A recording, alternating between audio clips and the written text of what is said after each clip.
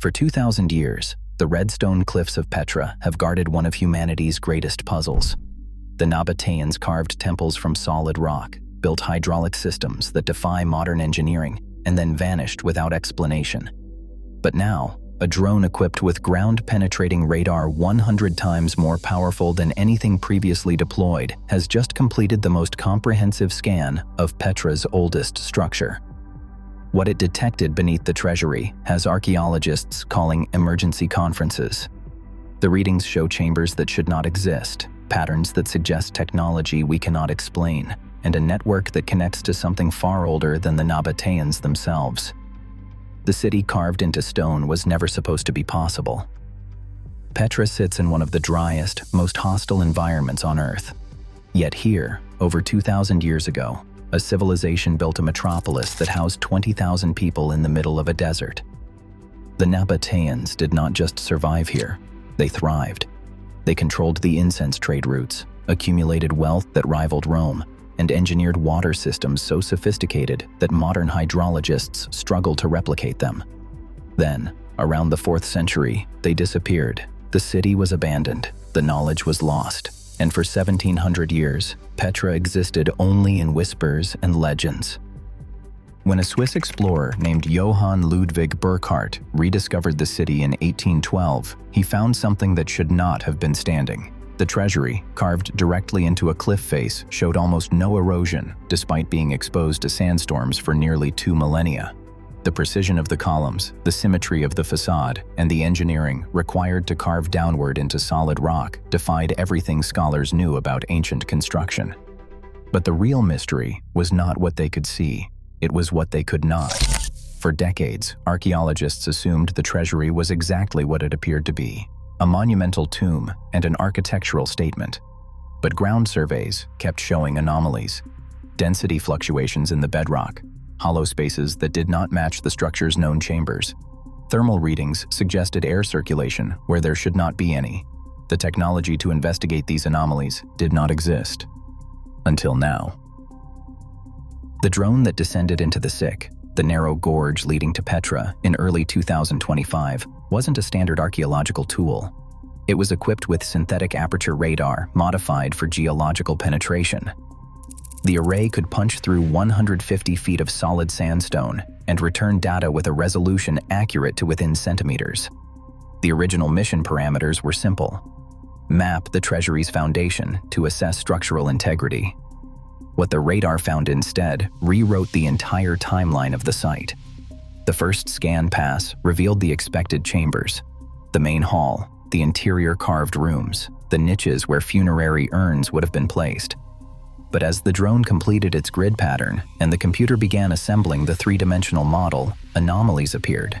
Beneath the visible structure, at a depth of approximately 60 feet, the radar detected a series of chambers arranged in a geometric pattern. The walls showed right angles. The spacing was uniform. This wasn't natural geology. This was architecture. The team initially assumed they had found an earlier phase of construction.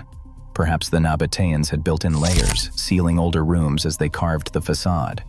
But when they analyzed the density of the materials separating the lower chambers from the upper structure, something did not add up. The separation layer was solid bedrock, uncarved stone.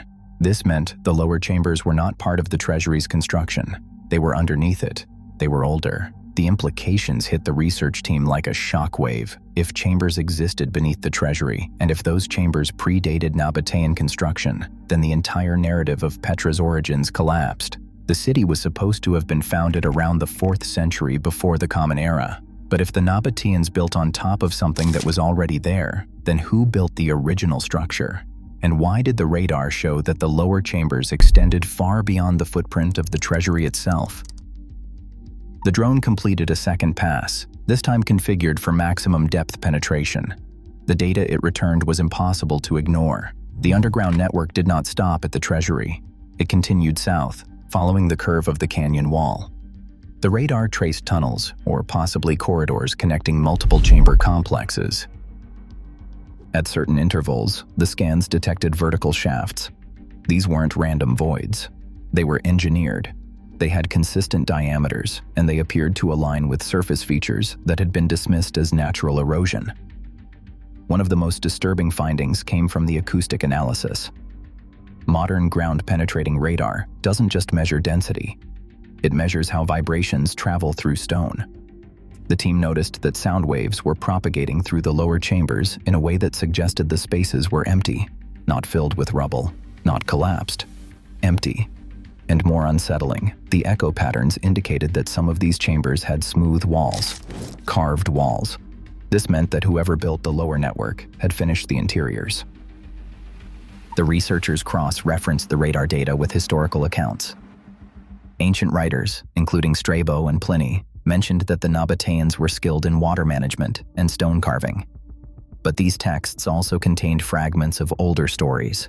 They referred to sacred mountains, places where the gods had walked, and structures that existed before memory.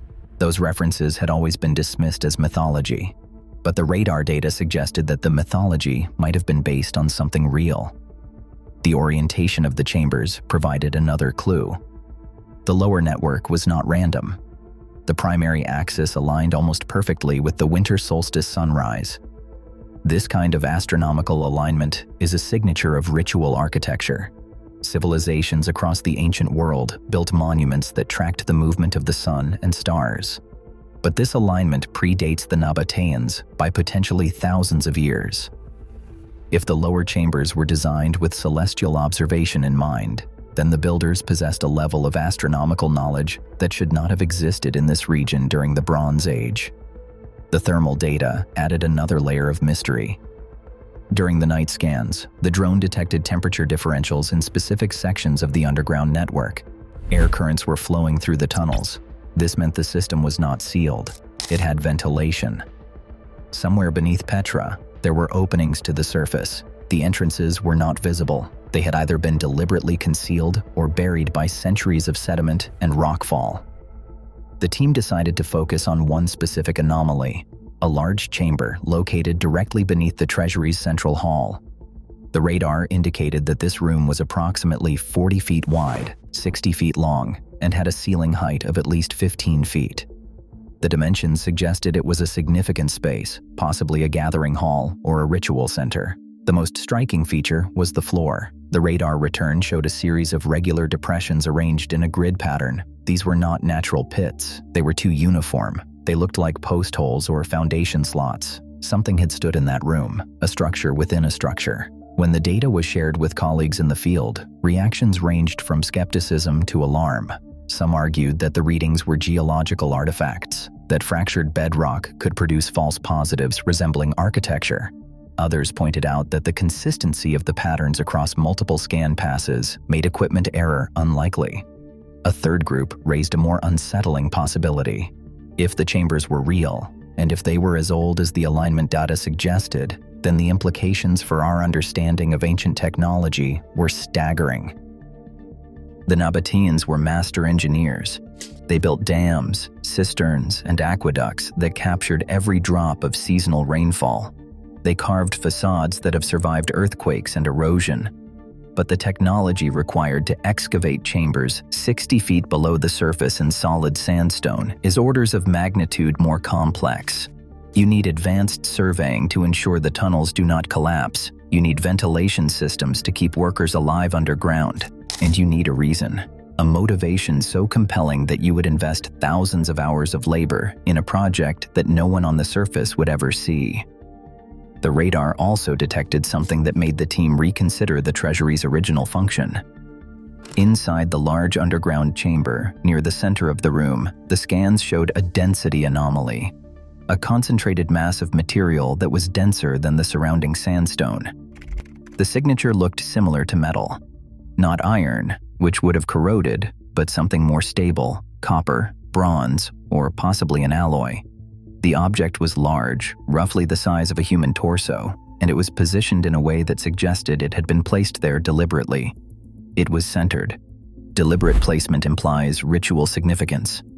Archaeologists who study Nabataean religion note that the culture practiced a form of worship focused on sacred stones and mountain deities. The supreme god Dushara was often represented as a block of stone rather than a carved idol. Could the underground chamber have been a temple, a sacred vault where the most important religious objects were stored? And if so, why build it so deep? Why hide it beneath layers of solid rock? The answer might lie in the timeline. If the lower chambers predate the Nabataeans, then the treasury was not built as a tomb or a treasury at all. It was built as a marker, a monumental facade carved into the cliff face to signal the location of something far older and far more important. The Nabataeans may have discovered the underground network, recognized its significance, and decided to construct the most impressive structure they could imagine directly above it. The treasury was not the treasure. It was the sign pointing to the treasure. This theory aligns with a pattern seen across the ancient world. From Göbekli Tepe in Turkey to the pyramids of Egypt, later civilizations often built on top of sacred sites established by earlier cultures. The location itself held power. The ground was holy, and the act of building on that ground was both an homage and a claim of inheritance. If the Nabataeans followed this pattern, then Petra was not just a city, it was a pilgrimage destination. A place where people came to access something ancient, something buried, something that still mattered thousands of years after it was sealed. The drone scans revealed one more detail that has experts reconsidering everything they thought they knew. The tunnels connecting the chambers do not follow the natural geology. They cut across fault lines. They traverse layers of stone with different hardness ratings. This is the mark of intentional engineering. Natural caves follow the path of least resistance. They meander along weaknesses in the rock, but these tunnels are straight. They run in precise directions. They connect specific points. This level of planning suggests the builders had a detailed understanding of the subsurface geology. They knew where they were going. The existence of a pre-Nabataean construction phase forces archaeologists to ask uncomfortable questions. If the chambers beneath Petra are older than the city itself, then what other assumptions about the region's history are wrong? The accepted timeline places the first permanent settlements in this area around the Iron Age. But if sophisticated stone-cutting technology existed here earlier, then the timeline needs to shift. The implications ripple outward: trade routes, cultural exchanges, technological diffusion. Everything gets pushed back. One hypothesis gaining traction is that the underground network was built by a Bronze Age culture that has left little trace in the historical record. The region was a crossroads. Egyptian caravans traveled east, Mesopotamian traders moved west, and somewhere in the middle, in the highlands of what is now Jordan, a group of people settled near natural water sources and began carving. They did not build cities that we can see because they built downward instead of upward. They created subterranean complexes that could survive earthquakes, invasions, and climate shifts. The water systems at Petra support this theory. The Nabataeans are credited with building the dams and channels that supplied the city, but the sophistication of the design suggests they were maintaining and expanding an older system. The placement of cisterns aligns too perfectly with the underground network. Water flows downhill. If you have chambers 60 feet below the surface, you need drainage. You need controlled flow. The entire city might be sitting on top of a hydraulic infrastructure that predates the visible architecture by centuries. Another piece of the puzzle comes from the pottery. Excavations at Petra have recovered ceramics that do not match the Nabataean style. These shards are older, cruder, and made with techniques that suggest a different cultural tradition. For years, these artifacts were cataloged as trade goods, items brought in from elsewhere. But what if they were local? What if they represent the people who lived here before the Nabataeans arrived? The people who carved the first chambers? The most haunting detail from the radar scans is what was not found. There are no human remains. The chambers are empty. If these were tombs, there should be bones. If they were storage rooms, there should be debris. But the scans show clean floors, bare walls. This suggests the rooms were either stripped deliberately or they were never used for the purposes we assume. The absence of evidence is its own kind of evidence. It tells us that whatever happened in those chambers, it was not recorded in the material culture we normally rely on. The team is now planning a secondary phase of investigation. The next step is seismic imaging to verify the radar data. By generating controlled vibrations on the surface and measuring how they reflect off underground structures, researchers can confirm the size and shape of the chambers. If the seismic data matches the radar, then the case for a pre-Nabataean construction phase becomes undeniable. If the data conflicts, the mystery deepens, because that would mean the radar is detecting something seismic waves cannot explain. A fringe theory is circulating among researchers who specialize in ancient anomalies. They point to the density readings from the central chamber, the metallic signature, and the geometric precision. They ask a question that sounds absurd until you look at the data. What if the underground network was not built by hand? What if the chambers were created using a technology that did not require chisels and hammers? There are myths from across the ancient world about stones that were softened like clay, about builders who could shape rock with sound. These stories appear in texts from Egypt, South America, and India. They describe a lost science, a method of construction that was forgotten when the civilizations that practiced it collapsed. The idea that ancient cultures possessed advanced technology is not new, but it is not widely accepted. The mainstream view imagines human progress as linear, starting with simple stone tools and advancing over time. Yet the archaeological record is full of exceptions. Structures that should not exist given the technology of the time. Alignments that require knowledge of astronomy and mathematics, thought to have developed later. Petra might be another exception, another data point that does not fit the model.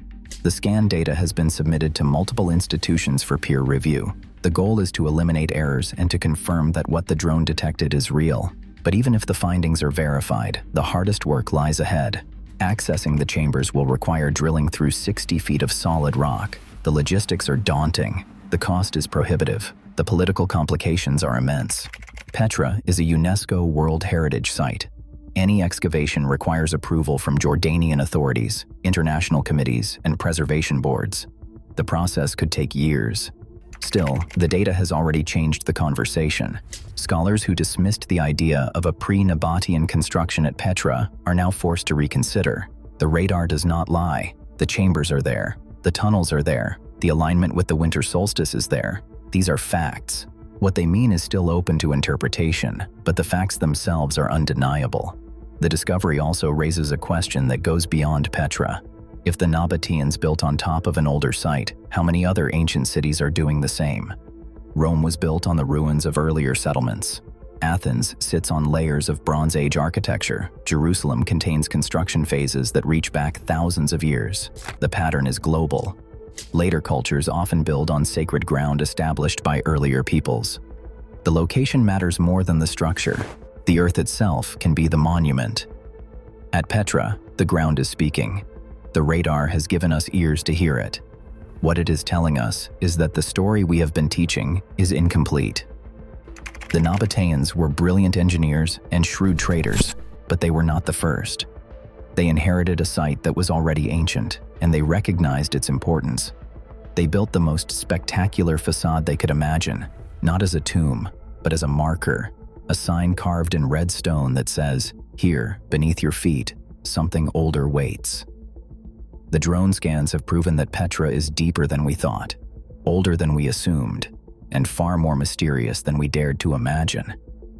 The chambers are sealed, the entrances are hidden, but the knowledge of their existence changes everything. Now we know we have been walking over history without realizing it. The surface is just the beginning. The real secrets are buried. And for the first time in 2,000 years, we have the tools to find them. The question is no longer whether something is hidden beneath Petra. The question is what and why, and what happens when we finally open the door.